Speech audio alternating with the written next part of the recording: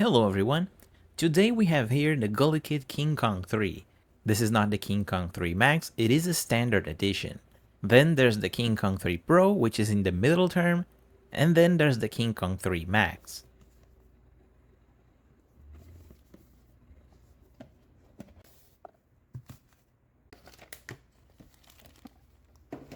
Let's start by taking a look at the manual.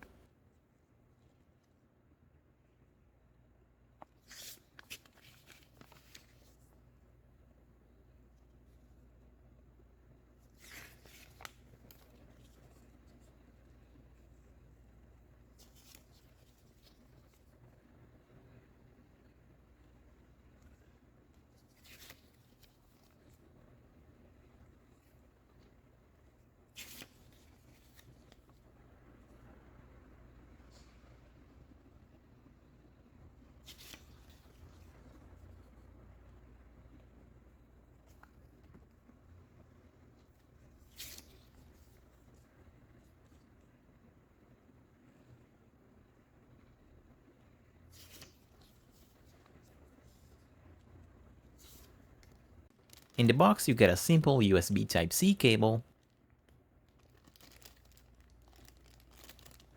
and the controller. The KK3 is very similar to the KK3 MAX.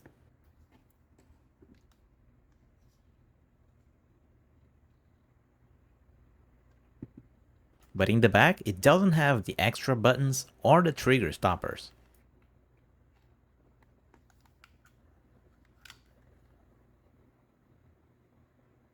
It also lacks the lights around the analog sticks and the LEDs on the home button.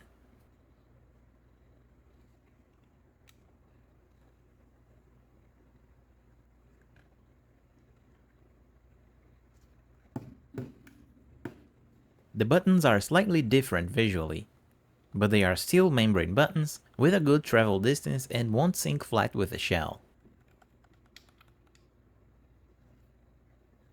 You can remove these buttons and it reveals the same mechanism as the KK3 MAX.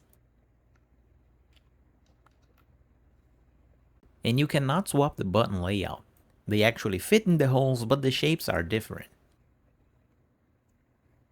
On the D-pad, we have a membrane D-pad that is identical to the KK3 MAX. The analog sticks has a metal shaft, and it has anti-friction rings too. But if you look closer, the range of the sticks is very small. Here's the range compared to the KK3 MAX side by side.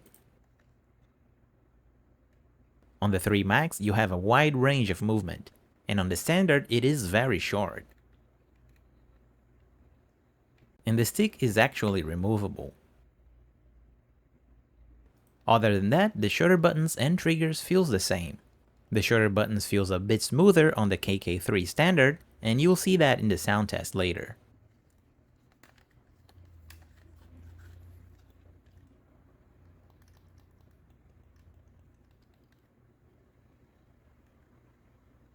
And you don't have the macro button present in the KK3 MAX anymore.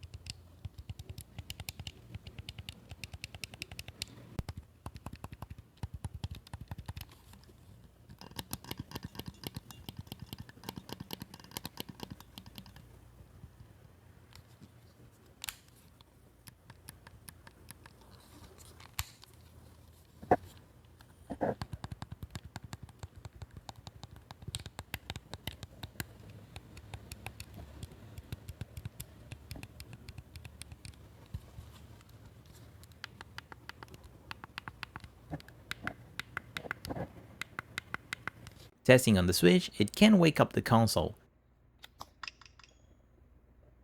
and it has gyro sensors.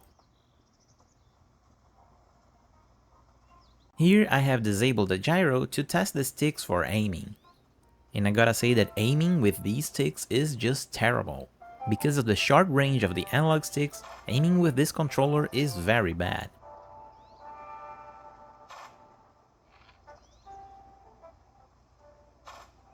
It's not impossible to use. You can aim properly, but it takes extra effort. To make small adjustments, you have to barely move the analog stick, and this is very hard to do.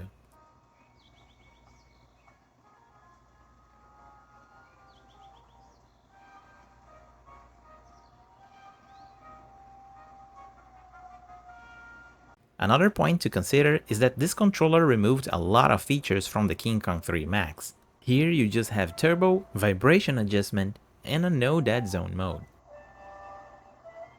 Testing on PC, there is an LED that indicates the charging process. And here you can see how the sticks are very sensitive.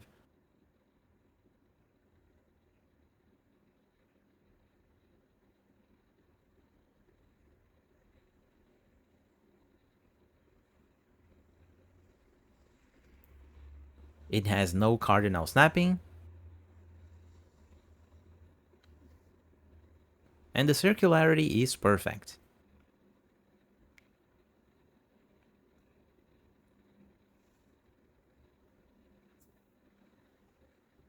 You can also enable the no dead zone mode. It removes the center dead zone, but the sticks are still very sensitive.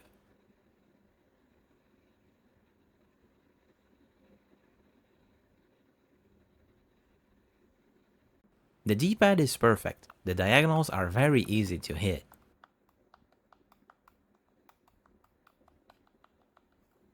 The input is consistent,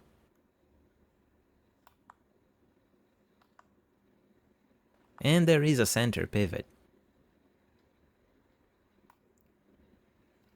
Here's the turbo setting,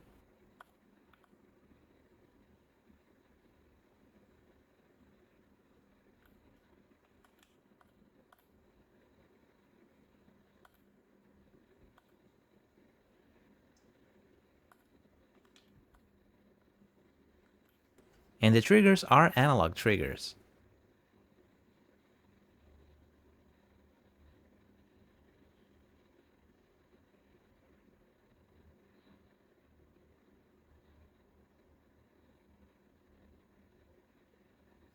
Checking the stick resolution, there is only 200 steps.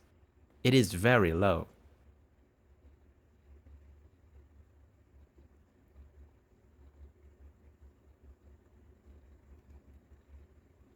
You can disable the dead zone, but it won't change much.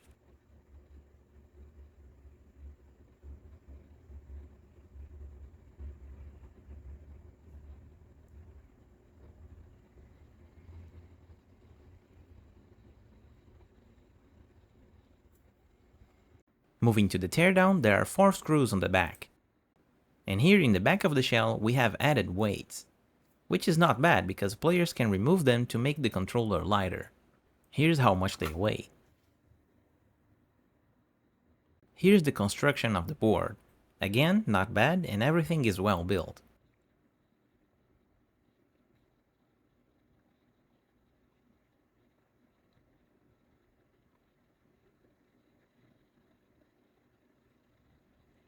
The foam pad in the battery is very thin and very hard to remove. I don't want to puncture this battery and cause an explosion, so I won't peel it off. On this board, we have the contacts for the A and B buttons. And here's the button mechanism. It is the same as the KK3 MAX.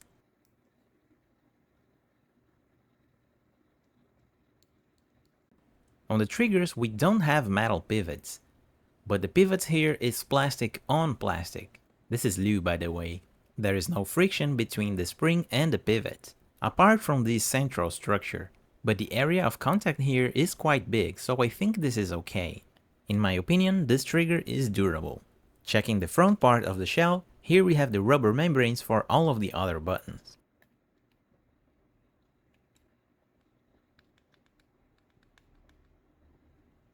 And checking the other side of the board, here we can see the modules for the analog sticks. And this is a weird module. It seems like a module made for portable handhelds and not a controller.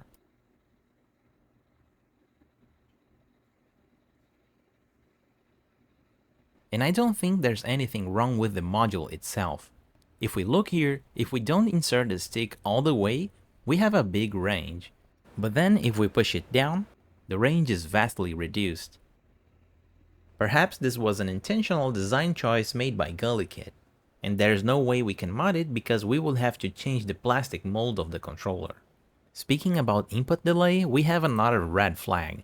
The delay of this controller via Bluetooth is just abysmal. And if we take a look at the other tests, the stick latency is also incredibly high. It is only okay if you play through a cable. In the end, this controller is weird. The build quality is okay, it has good face buttons and good Dpad. It lacks a few features from the KK3 MAX and the KK3 Pro, but that's a cost-benefit controller. What kills it for me is the analog sticks. The short range makes it horrible for shooting games. You can use it with other games just fine, but if you're playing anything that uses an aim, you'll have a bad time. And we must not forget the terrible latency via Bluetooth. For $30, there are other controllers that perform and feel better. And that's it for today's review. As always, thank you very much for watching, and I'll see you next time.